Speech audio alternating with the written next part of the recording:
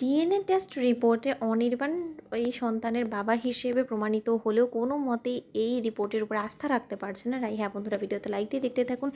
কোয়েল যখন সেই রিপোর্টটা হসপিটাল থেকে নিয়ে আসে, ঠিক সেই সময় কোয়েল এসে রাইয়ের হাতে দিয়ে বলতে থাকে যে রাই, এবার নিশ্চয়ই তুমি বিশ্বাস করবে যে এই সন্তানের বাবা একমাত্র অনির্বাণ ছাড়া আর কেউ না। আমার উপরে তুমি অবিশ্বাস করতেই পারো, কিন্তু এই রিপোর্টটা তো আর ভুল হতে পারে না। এই কথা বলা মাত্র রাই বলতে থাকে যে দেখো কোয়েল, এরকম কাগজপত্র না আজকালকার দিনে অনেক ভুয়াভাবে বানানো যায়, তাই এই কাগজটার উপরে বেস করে তো আমি আর অনির্বাণের ক্যারেক্টারকে জাজ করতে পারবো না, কারণ আমার ওর উপরে যথেষ্ট পরিমাণ বিশ্বাস আছে। এই কথা বলা মাত্র কোয়েল বলতে থাকে যে তাহলে আমি আর কি প্রমাণ দিতে পারি বলতে পারো। এখন এই ডিএনএ টেস্টের রিপোর্ট পজিটিভ আসা সত্ত্বেও যখন তোমার কোনো রকম কোনো বিশ্বাস হচ্ছে না, তাহলে আমি কী বা তোমাকে প্রমাণ দিতে পারি বলো তো রাই। তখন এই কথা বলা মাত্র রাই বলতে থাকে যে তুমি এতটা ব্যতিব্যস্ত হয়ে পড়লে কেন বলো তো, আফটার অল তোমার তো আর অনির্বাণের সাথে কোনো রকম কোনো সংসারটা জোড়া লাগছে না, তাই না? তো যখন এই সন্তানটা অনির্বাণের সেটা তোমার মনে হচ্ছে যে প্রমাণিত হয়ে গেছে এই ডিএনএ টেস্টের রিপোর্টে, তাহলে বলেন যে একটা তুমি কাজ করো, এই সন্তানটাকে এখানে রেখে তুমি বরঞ্চ নিজের আশ্রয় নিজে খুঁজে নাও।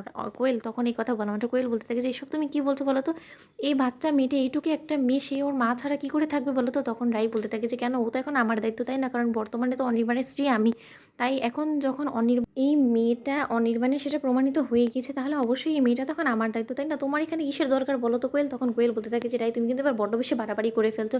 একটা কথা তুমি ভুলে যেও না, এই সন্তানটার উপরে যেমন কিনা অনির্বাণের অধিকার আছে, ঠিক সমপরিমাণ আমারও অধিকার আছে। এই কথা বলা মাত্র রাই বলতে থাকে যে কই, এই কথাটা তো তুমি আগে বলোনি, তুমি তো সেদিন দরজায় দাঁড়িয়ে এটাই বললে যে অনির্বাণের সবথেকে বেশি অধিকার আর এই বাচ্চাটার সব কিছু দায়িত্ব অনির্বাণকে নিতে হবে। আর যেমনটা তুমি বলেছো সেরকমটা তো অনির্বাণ যথেষ্ট পরিমাণে দায়ভার নিয়েছে, তাই না? তাহলে এখন তোমার তো আর কোনো রকম কোনো কাজ নেই এই মেয়েটার জন্য, তাই তোমার এখন ছুটি, যাও তুমি বরঞ্চ নিজের ব্যাগ ট্যাগ প্যাক করে এই বাড়ি থেকে চলে যাও।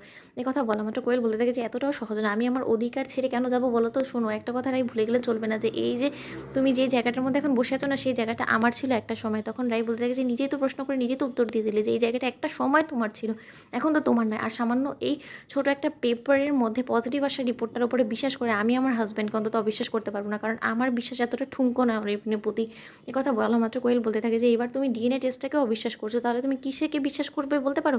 এ কথা বলা মাত্র রাই বলতে থাকে যে আমি একমাত্র আমার স্মৃতির সিঁদুরকে ছাড়া কোনো কিছুকেই বিশ্বাস করি না, আর আমার স্মৃতির সিঁদুর যাতে অক্ষয় থাকে চিরকাল, সেই ব্যবস্থা এবার আমি করবো। তুমি ভুলে যেও না যে আমি কিন্তু ঘাসে মুখ দিয়ে চলি না। আর এই রিপোর্টটাকে এবার আমি দেখো কি করি, এই রিপোর্টটার আসল জায়গা যেখানে, আমি ঠিক সেইখানে এই রিপোর্টটাকে দেবো। এই কথা বললাম মাত্র কোয়েলকে সামনে রেখে রাই ওই রিপোর্টসগুলোকে টুকরো টুকরো করে কোয়েলের মুখে ছুঁড়ে মেরে ডাস্টবিনে ফেলে দেয়, আর বলতে থাকে যে এই জায়গাটা হলো গিয়ে যোগ্য ছিল এই রিপোর্টটার। কথা বলা মাত্র কোয়েল বলতে থাকে যে তোমার এই বাড়াবাড়ি আর তোমার এই ডানাগুলো যদি আমি না ছেড়ে দিতে পেরেছি, তাহলে আমার নামও কোয়েল নয়। আর খুব শীঘ্রই এ বাড়ির বাইরের চৌকোটে তুমি দাঁড়িয়ে থাকবে, আর এ বাড়িতে পাটরানি হয়ে ঘোরাবো শুধু একমাত্র আমি। তুমি এটা মিলিয়ে নিও রাই। তো বন্ধুরা, ভিডিওটি ভালো লেগে থাকলে কেমন শেয়ার করে সাবস্ক্রাইব করতে বলো না।